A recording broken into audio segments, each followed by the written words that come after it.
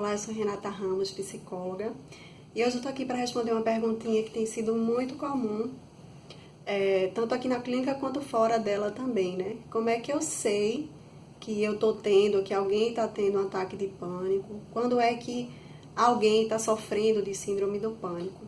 É bem difícil responder essa pergunta, porque dificilmente uma crise de pânico ou uma síndrome do pânico ela é desenhada fora de uma condição de comorbidade, ou seja, fora da existência de uma outra psicopatologia relacionada, né? Como, por exemplo, ansiedade, uma depressão, ou até mesmo uma outra condição de adoecimento. Então, já começa bem difícil fazer um diagnóstico diferencial neste sentido.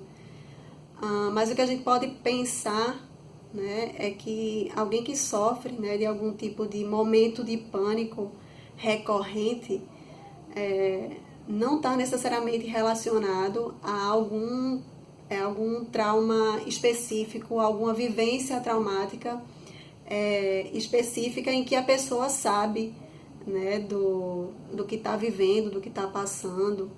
Né? Por exemplo, alguém que sofre um acidente e fica nervoso depois que sofreu o acidente, né? E que depois do acidente fica tendo lembrança do que aconteceu, passa um pouco mal com aquela lembrança.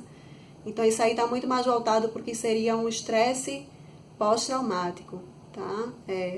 A crise de pânico ela está muito relacionada a algo que a gente nem espera. Então, na maior parte das vezes, a pessoa ela está no estado calmo, ela está tranquila. De repente, começam a ver aqueles sintomas físicos. Né? Ou, às vezes, a pessoa está no momento ansioso mesmo, mas não é algo que a pessoa espera que vai acontecer. Eu esperei que ia passar mal e, de repente, passei mal. Não. Vem como se fossem sintomas físicos mesmo. A pessoa começa a ter sudorese, ter palpitações, o coração acelera com taquicardia, tremores, abalos mesmo, muita gente chega até a desmaiar. Tem também um medo iminente de morrer, né? Uma falta de ar, a pessoa se sente realmente asfixiado. Então, a sensação de morte iminente mesmo, de que você está realmente passando mal. E às vezes é até difícil você explicar para as pessoas como é que você está se sentindo. E aí é interessante que você que tem sentido isso com alguma frequência, se você já está passando por isso um mês, cerca de um mês mais ou menos, né, do primeiro episódio, talvez seja interessante procurar um especialista, né, procurar ajuda especializada. Porque aí eu não sei o que é que está acontecendo, por que é que eu estou passando mal, por que é que eu estou me sentindo desse jeito. Pode ser que sejam episódios de pânico.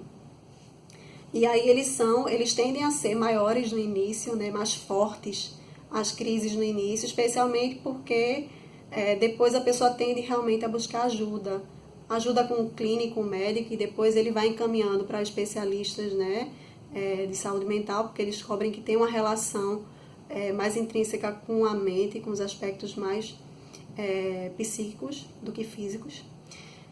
E aí é uma coisa muito comum também é o pânico noturno. Existem pessoas que acordam muitas vezes assustadas, têm pesadelos, e isso é mais comum do que o pânico mesmo caracterizado essa crise. Mas pode ser também um sintoma, né, um dos sintomas de uma crise de pânico. E aí, fatores de risco para isso, a gente tem questões de predisposição genética da pessoa, também questões que estão ligadas à personalidade, ao momento em que a pessoa está atravessando, e também o ambiente que a pessoa vive ou cresceu, enfim, relacionado à história de vida, né, da pessoa. Tem gente que vive em ambientes que são muito traumáticos e só no futuro é que o corpo responde aquele trauma, aquela vivência que foi tão anterior. Então, a maioria das pessoas que vivenciam esses momentos de pânico não sabem porque estão sentindo e não sabem mesmo. Isso é bem real. E o tratamento ele é muito voltado tanto para a questão da psiquiatria, porque predominantemente há necessidade de fazer uso de alguma medicação para aliviar esses sintomas, também com a terapia, para a gente entender de onde está vindo, o que é que está desencadeando aquelas sensações, aquele comportamento, aquele sofrimento, tá? E aí no sentido de O pânico, ele acontece, os sintomas, né, acontecem muito no sentido de a mente se defender, né, de algo que está ali por trás e que a pessoa também não sabe. E vem a resposta no corpo.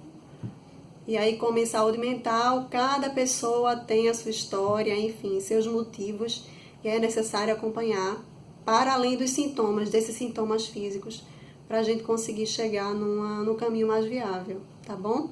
Mas é isso, espero que tenha ajudado e até a próxima.